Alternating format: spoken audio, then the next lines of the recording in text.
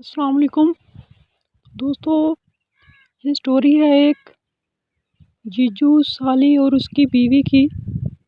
تو یہ ان کی اجازت سے سنانے جا رہی ہوں۔ اس میں آپ لوگوں کے لیے بہت سارے ٹپس ہیں کہ وہ جیجو کا ایک مرتبہ پلان بن گیا کہ چھٹیاں آ رہی تھیں تو پکنک پہ جانے کا پلان بن گیا ان کا۔ تو ان کا خوبصورت سا بیٹا تھا اور وہ ہنسی خوشی زندگی گزار رہے تھے۔ تو اس کی بیوی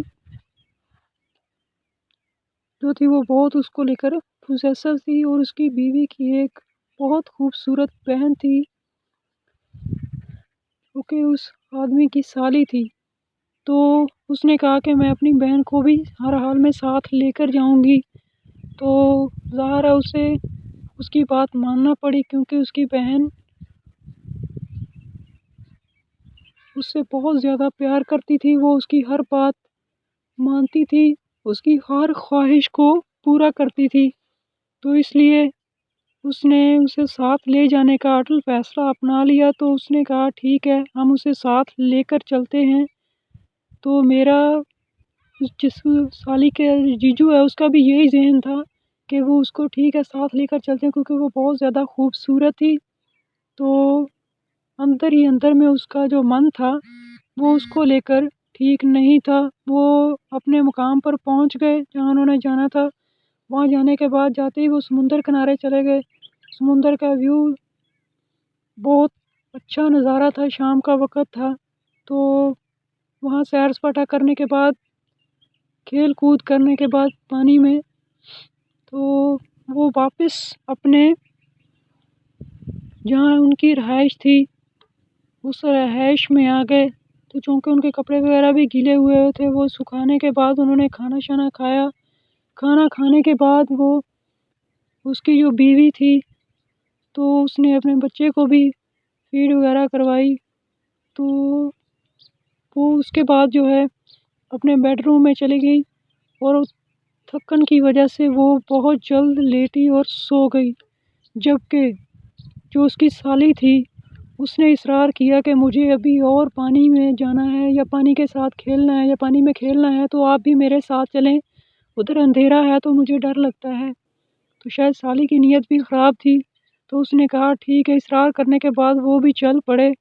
تو اس نے کہا کہ تمہارے کپڑے جو ہیں یہ اگر گیلے ہو گئے تو سوکھیں گے نہیں، کوئی اور کپڑے پہن آؤ۔ تو وہ جو کپڑے پہن کر آئی وہ کیا کمال تھے کہ اس نے صرف ایک بلیزر پہنا تھا ہلکا سا، اور پیچھے ٹائٹ وغیرہ ایک چھوٹا سا ٹائٹ پہنا تھا جو اس کے گھٹنوں سے اوپر تک ہی آ رہا تھا۔